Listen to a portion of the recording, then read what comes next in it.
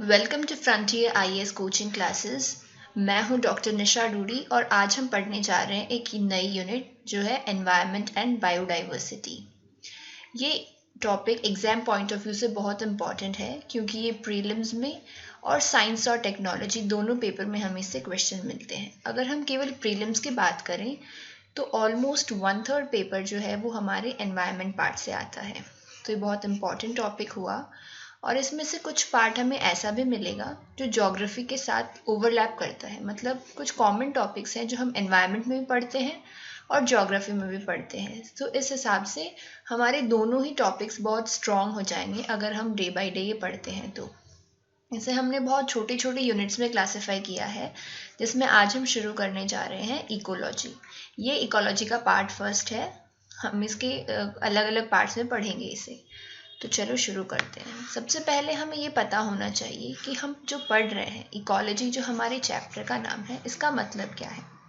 तो अगर हम इसे इंग्लिश में देखें इकोलॉजी, तो इसमें दो वर्ड हमें देखने को मिलते हैं। एक है ओइकोज और दूसरा है लोगो। ओइकोज का मतलब होता है घर या स्थान और लोगोज का मतलब है अध्ययन।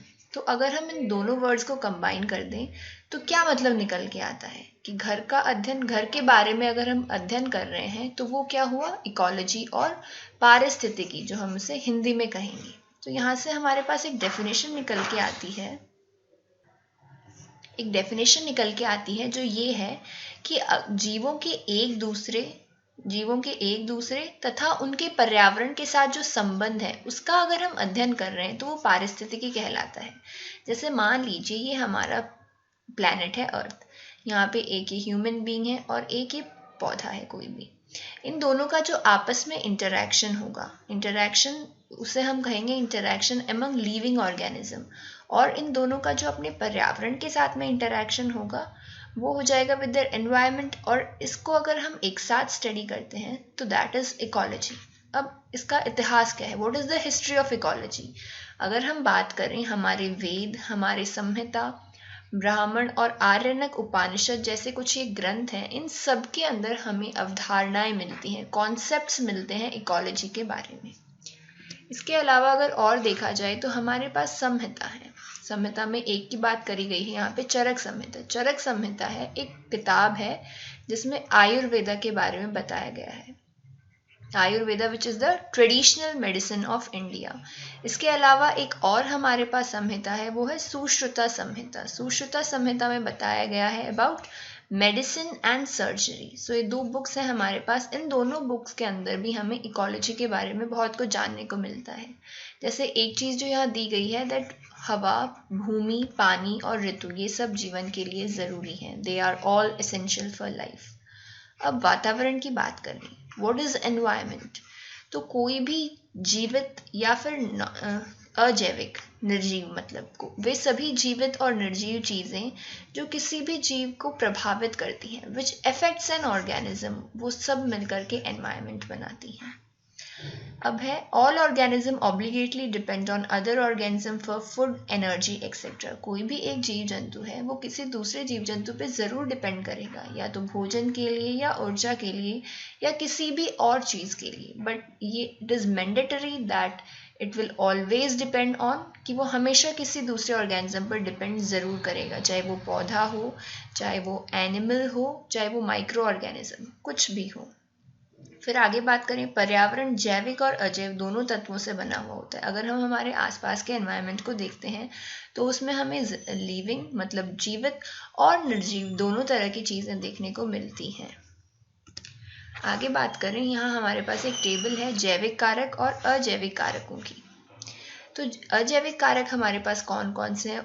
ऊर्जा किसी भी स्रोत से मिल सकती है हमें, जैसे सन हो सकता है, विंड एनर्जी हो सकती है, किसी भी तरह से हो सकती है। फिर है विकिरण मतलब रेडिएशन जैसे हम बात करें अल्ट्रावायलेट रेडिएशन की, इंफ्रारेड रेडिएशन की, ये सब भी अजैविक कारक हैं। फिर आता है तापमान, पानी, वायुमंडलीय गैसें, बहुत सारी गैसें हैं जो हमारे एटमॉस्फेयर में प्रेजेंट हैं, जैसे बात करें CO2 प्रेजेंट है, ऑक्सीजन प्रेजेंट है, नाइट्रोजन प्रेजेंट है।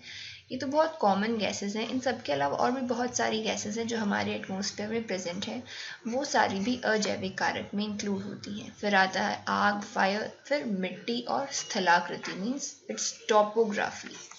फिर हमारे पास है कुछ जैविक कारक जिनमें लाइफ प्रेजेंट होती है, दे आर जैविक और लिविंग, जैसे कि पौधे हो गए, अपघटक मतलब डीकम्पोजर, जो किसी भी ऑर्गेनिज्म के डेड पार्ट को किसी और पार्ट में कन्वर्ट कर दें विच इज़ यूजफुल, और उसको न्यूट्रिएंट साइकिल में हम काम में ले सकते हैं, those are known as the अपघटक।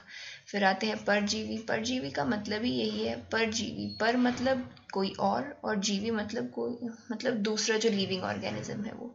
तो ये हमेशा किसी अन्य जीव पर डिपेंड करेंगे फॉर बोथ देयर फूड और वाटर रिक्वायरमेंट, और जो भी उनकी रिक्वायरमेंट्स होती हैं सब के लिए वो किसी और जीव पर डिपेंड करते हैं। फिर आते हैं सहजीवी, ये दो ऐसे जीव होते हैं जो हमेशा आसपास ही रहते हैं और इनके जीवन के लिए इनका जो दूसरा जीव है, सहजीव है, उसकी आवश्यकता होती है इन्हें। पशु, ये सब मिलकर के बनाते हैं हमारे जैविक कारक। तो ये हुए हमारे कुछ अजैविक और जैविक कारकों के एग्जाम्पल।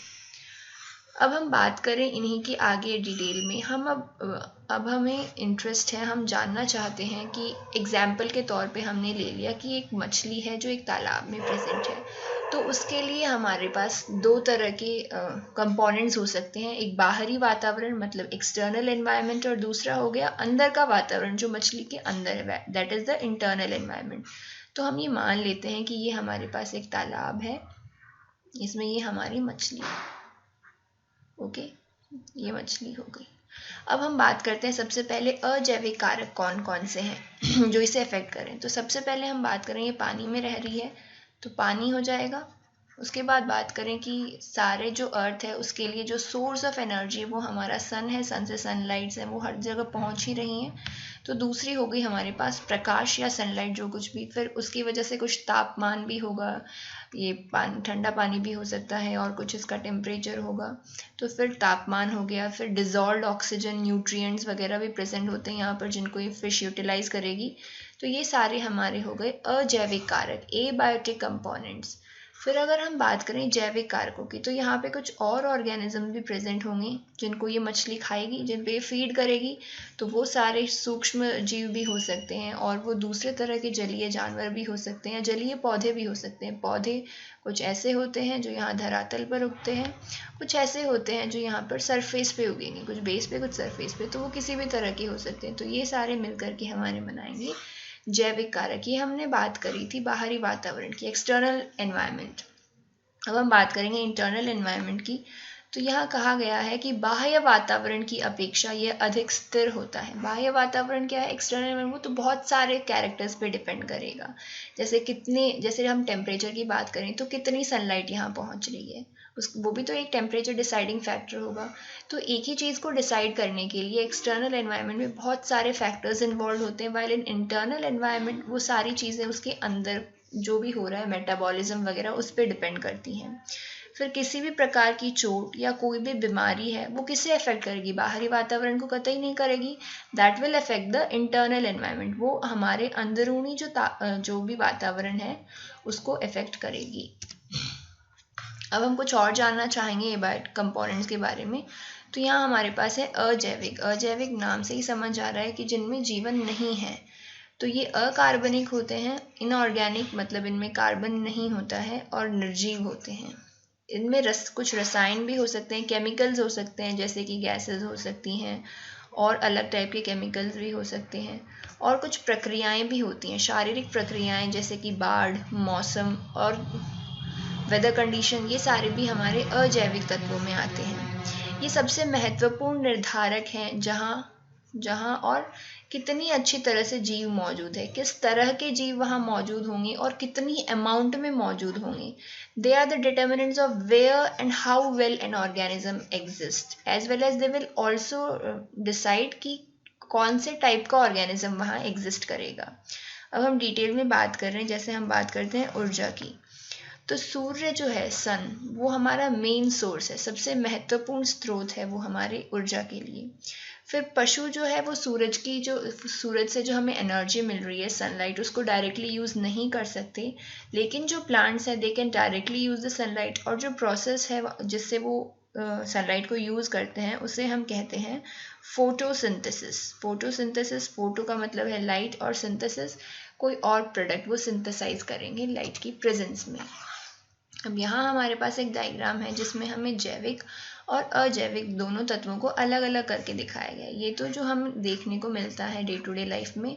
फिर यहाँ हमारे पास है केवल अजैविक जो फैक्टर्स है वो, जैसे ये हमें पहाड़ दिख रहे हैं, पानी, ये क्लाउड्स दिख रहे हैं, फिर रेनफॉल, प्रेसिपिटेशन, इन सबको अगर हम इंक्लूड करें तो ये सब हमारे कौन से आ गए, एबायोटिक फैक्टर. इस डायग्राम में हमारे पास है केवल बायोटिक फैक्टर्स, मतलब जैविक जो है वो. जैविक की बात करें तो यहाँ पे हमारे पास प्राइमरी प्रोड्यूसर्स हैं, जो भी ये सारे ग्रीन प्लांट्स हैं, ये ग्रास है, हर्ब, शर्ब्स, ये सब हमारे प्राइमरी प्रोड्यूसर्स हैं. हर्बीवोर्स, जो इन प्राइमरी प्रोड्यूसर्स पे डायरेक्टली डिपेंड करते हैं, वो हो गए हर्बीवोर्स. जो ऑर्गेनिज्म जो कार्निवोर, वो हो गए जो हर्बीवोर पे डिपेंड करेंगे. इन सबको हम आगे डिस्कस करेंगे. ये सारे हमारे हैं जैविक फैक्टर. ये सब या तो पौधे हैं या फिर जानवर हैं. अब हम बात करें रेनफॉल की, तो रेनफॉल के बारे में बताया गया. ये बहुत ही इंपॉर्टेंट पॉइंट है कि जो भी अपने जीवोम हैं और जिन्हें हम कहते हैं बायोम, उनका क्लासिफिकेशन अगर हम करते हैं तो उसके लिए मोस्ट इम्पॉर्टेंट फैक्टर जो होते हैं वो होते हैं तापमान और वार्षिक विविधता. वार्षिक विविधता में हमारे पास आते हैं, वार्षिक विविधता किस में, वर्षा में. केवल वर्षा नहीं होती है यहाँ पे, वर्षा और बर्फ दोनों को इंक्लूड करके जिसे हम कहते हैं प्रेसिपिटेशन. तो प्रेसिपिटेशन और टेम्परेचर दो ऐसे फैक्टर्स हैं जो डिसाइड करते हैं हमारे बायोम के टाइप्स को. आगे है कि जितने भी लिविंग ऑर्गेनिज्म है सबके लिए पानी आवश्यक है. फिर जलीय माध्यम क्या करता है, ये बहुत सारी हमारी जो बायोकेमिकल रिएक्शंस होती हैं, अभिक्रियाएं होती हैं, उनमें एक प्रोडक्ट की तरह आता है कभी तो यूज़ में, और कभी कभी सबस्ट्रेट, मतलब जैसे सबस्ट्रेट प्रोडक्ट में कन्वर्ट होते हैं, तो कभी कभी सबस्ट्रेट की तरह भी एक्ट करता है. और पानी शरीर के तापमान को भी नियंत्रित करता है. अब हम बात करें तापमान की, तो ये लाइन एनसीईआरटी की है कि यह सबसे पारिस्थितिकी रूप से प्रासंगिक पर्यावरणीय कारक है. मतलब it is the most ecologically relevant environmental factor. ऐसा क्यों कह रहे हैं हम, इसका रीज़न मिलेगा हमें यहाँ पर कि तापमान का महत्व क्या है. महत्व से ही तो पता चलेगा कि उसे हम क्यों सबसे टॉप पे रख रहे हैं सारे एबायोटिक फैक्टर्स में. तो आप सबने एंजाइम्स के बारे में ही तो सुना होगा. एंजाइम्स जो होते हैं वो एक तरह के सब्सटेंसेस को दूसरी तरह के सब्सटेंसेस में कन्वर्ट करते हैं, जिसे हम यूजुअली सबस्ट्रेट और प्रोडक्ट का नाम देते हैं. जो प्रोडक्ट होते हैं वो हमारी बॉडी के लिए बहुत ही एसेंशियल होते हैं, और इन सब रिएक्शंस के लिए हमारे पास एंजाइम्स होते हैं. एंजाइम्स क्या करते हैं, ये जो हमारी रिएक्शंस होती है इनकी रेट को अफेक्ट करते हैं. जैसे कि रिएक्शंस को हमें फास्ट करवानी या स्लो करवानी है, वो सब एंजाइम्स पे डिपेंड करेगा. क्योंकि जो तापमान है वो इन एंजाइम्स की एक्टिविटी को रोक देता है, इसलिए हमारा जो मेटाबॉलिज्म है, जो भी बॉडी के अंदर रिएक्शंस हो रही हैं, वो सब रुक जाएंगी. इसीलिए ये बहुत ही इम्पॉर्टेंट हो जाता है टेम्परेचर मेंटेन करना. दूसरा, जीवित प्राणियों का वितरण, उनका जो डिस्ट्रीब्यूशन है वो भी तापमान पर डिपेंड करता है. फिर आता है हमारे पास अगला अजैविक कारक है वातावरण. फिर है बुनियाद. विभिन्न प्रकार के जीवों, बुनियाद मतलब सबस्ट्रेटम के जीवों में सूक्ष्म जीवों, प्रोटोजोआ, कवक, ये सब जो है वो हमारे भूमि में मिलते हैं, सब लैंड में मिलते हैं. जीव स्थलीय या जलीय हो सकते हैं, मतलब वो टेरेस्ट्रियल भी हो सकते हैं या फिर एक्वेटिक भी हो सकते हैं. अब आगे बात कही गई है कि जो लाइफ है वो किसी भी कंडीशन में पॉसिबल है. जैसे कहा गया है एक्सट्रीम और हार्श हैबिटेट्स में भी पॉसिबल है. कितनी भी कठोर परिस्थितियां क्यों ना हो, लाइफ हर जगह है. जैसे रेगिस्तान की बात करें, बारिश की, अगर बहुत ज़्यादा बारिश की बात करें तो मेघालय, जंगलों की बात करें, गहरे समुद्र में, हर जगह लाइफ प्रेजेंट है. फिर लास्ट एबायोटिक फैक्टर जो हमारे पास है वो है सामग्री। सामग्री को हम क्लासिफाई करते हैं एज अकार्बोनिक, मतलब इनऑर्गेनिक, और दूसरा कार्बोनिक आते हैं। इनऑर्गेनिक में हमारे पास है प्रोटीन, कार्बोहाइड्रेट, लिपिड, ये सारे हमारे पास है अकार्बनिक में। आगे है वे विभिन्न व्यक्तियों के लिए अलग अलग सांद्रता में आवश्यक हैं। अलग अलग कंसंट्रेशन अलग अलग ऑर्गेनिज्म के लिए रिक्वायर्ड होती है इनकी। ऐसा नहीं है कि ये कोई एक ऑर्गेनिज्म है, ये अलग ऑर्गेनिज्म है, दोनों को डेली 5 ग्राम ही प्रोटीन की ज़रूरत होती है। उनकी रिक्वायरमेंट्स के अकॉर्डिंग अलग अलग कंसंट्रेशन में उनको फीड करते हैं, वो उस पर डिपेंड करते हैं। फिर हमारे पास आता है लेटीट्यूड और एल्टीट्यूड, अक्षांश और देशांतर। ये होता है कि इनका सबसे इम्पॉर्टेंट पॉइंट ये है कि इसका तापमान पर बहुत ही मजबूत प्रभाव होता है। इसको हम समझते हैं इस एग्जाम्पल से। एग्जाम्पल में क्या बताया गया है, उदाहरण के लिए तापमान भूमध्य रेखा मतलब इक्वेटर से ध्रुवों की ओर जाने पर घटता है। जैसे ये हमारा अर्थ है, ये हमारा इक्वेटर है, भूमध्य रेखा है। यहाँ से जब हम पोल्स की तरफ जाएंगे, ध्रुवों की तरफ, तो तापमान में हमें कमी देखने को मिलेगी। इसी तरह जब हम मैदानों से पहाड़ों की तरफ जाते हैं तो भी हमारा तापमान है वो धीरे धीरे घटता जाता है। यही चीज़ है जिसे इस पॉइंट से एक्सप्लेन करने की कोशिश की गई है कि अक्षांश और देशांतर ये दोनों जो है वो तापमान को बहुत ही इफेक्ट करते हैं। अब हम शुरू करेंगे जैविक कारक। जैविक नाम से ही पता चल रहा है हमें, जैविक जिनके अंदर लाइफ प्रेजेंट होती है। ठीक है, अब आगे है वे अपने कार्यात्मक विशेषताओं के अनुसार, जिस तरह का उनका कार्य है, जिस तरह फंक्शन क्या है उनका, उसी के अकॉर्डिंग उनका क्लासिफिकेशन है, उसी के अकॉर्डिंग उनका क्लासिफिकेशन। जैसे हम सबसे पहले लेते हैं प्राथमिक उत्पादक और स्वपोषक। स्व मतलब अपने आप, पोषक मतलब पोषक वर्ड आया है पोषण से, वो अपना पोषण अपने आप बनाते हैं, खुद की जो रिक्वायरमेंट है वो खुद कंप्लीट करते हैं। पारिस्थितिकी तंत्र के सभी स्वपोषक उत्पादक हैं, मतलब all autotrophs of ecosystem are producers. जितने भी स्वपोषक हैं अपने, वो सब उत्पादक हैं, मींस दे आर प्रोड्यूसर्स। अब प्रोड्यूसर्स के बारे में और भी बताया गया है कि जो सन से एनर्जी मिलती है उसको ये डायरेक्टली यूज़ कर लेते हैं और उसको केमिकल एनर्जी में कन्वर्ट कर देते हैं। सन एनर्जी को रासायनिक ऊर्जा में कन्वर्ट करते हैं केमिकल एनर्जी में, इसलिए इन्हें ट्रांसड्यूसर या कन्वर्टर भी कहा गया है। कन्वर्टर क्यों? क्योंकि ये एक फॉर्म ऑफ एनर्जी को दूसरी फॉर्म ऑफ एनर्जी में कन्वर्ट कर रहे हैं। तो ये दोनों नाम आप याद रखिए, ट्रांसड्यूसर्स एंड कन्वर्टर्स।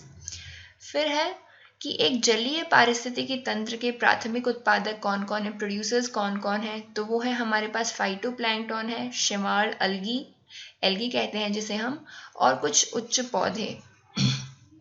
फिर हमारे पास है टेरेस्ट्रियल इकोसिस्टम, जो स्थलीय पारिस्थितिकी तंत्र है, उनमें प्रमुख उत्पादक कौन कौन होते हैं। उनमें प्रमुख उत्पादक जो हम देखते हैं हमारे आसपास, घास, वृक्ष, ये सब होते हैं। फिर हमारे पास है वे प्रकाश संश्लेषण के प्रक्रिया द्वारा सूर्य के प्रकाश में उपस्थिति में सरल अकार्बनिक कच्चे माल, जो ये इनके बारे में बताया गया है प्रोड्यूसर्स के बारे में, स्वपोषकों के बारे में, कि ये सनलाइट की प्रेजेंस में जो अकार्बनिक पदार्थ हैं इनके पास, जो रॉ मटेरियल की तरह यूज़ करेंगे, उनको ये कार्बोहाइड्रेट में कन्वर्ट कर देते हैं। और ये जो प्रोसेस है इसी को हम क्या कहते हैं, फोटोसिंथेसिस। ठीक है, ये बात हुई हमारी प्रोड्यूसर्स के बारे में। अब हम देखते हैं कि दूसरे टाइप के कौन से हमारे पास ऑर्गेनिज्म है। वो हमारे पास है कंज्यूमर, जिन्हें हम कह रहे हैं उपभोक्ता, भक्षपोषी और विषम पोषण जो ये है, ये इनके बारे में कहा है कि वे प्रत्यक्ष या अप्रत्यक्ष रूप से खाद्य पदार्थों के लिए उत्पादकों पर निर्भर करते हैं। जैसे कि हम बात करें, या हमारे पास एक प्लांट है, उसको एक जानवर है जो सीधा खा लेता है, जैसे हम एक बार के लिए मान लेते हैं गाय, और ये एक दूसरा जानवर है जिसे हम मान लेते हैं लायन, ये गाय को खा लेता है। तो जो गाय है वो it directly depends on plant, ये प्रत्यक्ष रूप से प्लांट पे डिपेंड कर रही है, और जो टाइगर है वो अप्रत्यक्ष रूप से डिपेंड कर रहा है। टाइगर और लायन वॉटेवर जो हमने एग्जाम्पल लिया था, वो अप्रत्यक्ष रूप से प्लांट पे डिपेंड कर रहा है, बट फाइनली उसे डिपेंड तो करना पड़ेगा प्लांट पर, क्योंकि वो जिस पर फीड कर रहा है वो डिपेंड कर रहा है प्लांट पे। तो यही समझाया गया है कि प्रत्यक्ष या फिर अप्रत्यक्ष रूप से खाद्य पदार्थों के लिए किस पे डिपेंड करेंगे, हमेशा उत्पादकों पर। Plant are a type of producers. ठीक है, अब हमारे पास टाइप्स हैं इनके, उपभोक्ताओं के प्रकार। सबसे पहले मैक्रो कंज्यूमर्स, मैक्रो और स्थूल भक्षक। मैक्रो जैसे हम इसके नाम से ही बता सकते हैं कि ये पौधों या जानवरों या दोनों पर निर्भर करते हैं, और इसी के अकॉर्डिंग उनका क्लासिफिकेशन किया गया है। ठीक है, अब जैसे हम बात करें प्राथमिक भक्षक की, प्राथमिक भक्षक वो होते हैं जो हर्बीवोर, शाकाहारी, ये केवल प्लांट्स पे डिपेंड करते हैं, ये केवल प्लांट्स पे फीड करेंगे। इनके एग्जाम्पल है हमारे पास कीट, इंसेक्ट्स, पक्षी, स्तनधारी मीन्स मैमल्स, पौधे, परजीवी एक्सेट्रा। ये सब हम पौधे परजीवी मतलब वो पैरासाइट, वो परजीवी जिनके लिए दूसरा जीव कौन है, प्लांट्स हैं, तो वो सब भी हमारे पास क्या होंगे, हर्बीवोर और शाकाहारी होंगे। नेक्स्ट हम बात करें सेकेंडरी कंज्यूमर की और माध्यमिक भक्षक। ये किस पे फीड करेंगे, हमेशा प्राइमरी कंज्यूमर या प्राथमिक उपभोक्ता पे निर्भर करते हैं ये। और इनके लिए हमारे पास जो एग्जाम्पल है वो है पक्षी, मछली, भेड़िया, वेल, पशु परजीवी, ये सब हमारे पास एग्जाम्पल्स आते हैं माध्यमिक भक्षक के। ये सब हमें एक बार रफली याद रखने पड़ेंगे। फिर आते हैं हमारे पास शीर्ष उपभोक्ता और मांसाहारी। शीर्ष उपभोक्ता इन्हें इसलिए कहा गया है क्योंकि मोस्टली ये देखने को मिलता है कि दूसरे जो ऑर्गेनिज्म हैं वो इन पे फीड नहीं करते हैं, लास्ट में इनकी डेथ ही होती है, नेचुरल डेथ और due to any other disease, but they are never feeded upon by other organisms. ये द्वितीय उपभोक्ता पर निर्भर करते हैं। सेकेंडरी जो हम द्वितीय किसे कह रहे हैं, हम माध्यमिक भक्षक को ही कह रहे हैं। इसमें एग्जाम्पल है हमारे पास शेर, आदमी, मोर एक्सेट्रा। ठीक है, अगर हम बात करें आदमी की, ह्यूमन बींग्स की, तो आदमी इनमें से सभी ट्रॉपिक लेवल्स पे आ सकता है, या फिर ये हम जो क्लासिफिकेशन कर रहे हैं कंज्यूमर का उनमें सब पे आ सकता है, एक्सेप्ट कौन सा, कंज्यूमर तो हमेशा बन ही सकता है, प्रोड्यूसर या फिर स्वपोषक कभी नहीं हो सकता है, कौन, आदमी, ये ध्यान रखने की बात है। फिर आते हैं सर्वाहारी। सर्वा मीन सब कुछ, मतलब ये सब कुछ भी किसी भी चीज़ को खा लेते हैं, या मतलब प्लांट, एनिमल या दोनों, कुछ भी खा सकते हैं। इनमें एग्जाम्पल है मनुष्य, मोर, कॉकरोच, कौवा एक्सेट्रा। ये एग्जाम्पल ज़्यादातर एनसीईआरटी से ही लिए गए हैं, तो इन्हें हमें याद रखना चाहिए। फिर हमारे पास आते हैं माइक्रो कंज्यूमर्स और सूक्ष्म भक्षक, अपघटक और मृत पोषित। मृत पोषित जैसे नाम से पता चल रहा है, कोई भी डेड ऑर्गेनिज्म है, किसी की भी मृत्यु हो चुकी है, उस पर जो डिपेंड करेंगे वो हो गए मृत पोषित। मृत पोषित और अपघटक एक ही बात है, यह जीवों के मृत शरीर को विघटित करते हैं। अब हमारे पास लास्ट में हम बात करते हैं कि हमारे पास मुख्य विघटक कौन है एनवायरनमेंट में, वो है हमारे कवक और बैक्टीरिया, फंजाई एंड बैक्टीरिया, ये हमारे मेजर डिकम्पोजर्स हैं। वे पोषक तत्व चक्र में महत्वपूर्ण भूमिका निभाते हैं। जो न्यूट्रिएंट साइक्लिंग है हमारी, जैसे किसी भी जीव के डेथ के बाद में उसके न्यूट्रिएंट तो सारे वहीं पे रिस्टोर हो जाएंगे। अगर डिकम्पोजर्स नहीं होंगे तो वो न्यूट्रिएंट साइक्लिंग में कैसे पार्टिसिपेट करेंगे। न्यूट्रिएंट साइक्लिंग मतलब ये तत्व चक्र। फिर है अपघटन की प्रक्रिया के माध्यम से जटिल कार्बनिक पदार्थ जो हैं, कार्बनिक पदार्थों का ही कन्वर्जन होगा, जटिल कॉम्प्लेक्स से साधारण, कॉम्प्लेक्स टू सिंपल जो कन्वर्जन होगा इनका, ये कौन करेंगे, हमारे अपघटन, डिकम्पोजर्स करेंगे। फर्स्ट पार्ट में हम इतना ही पढ़ेंगे। धन्यवाद।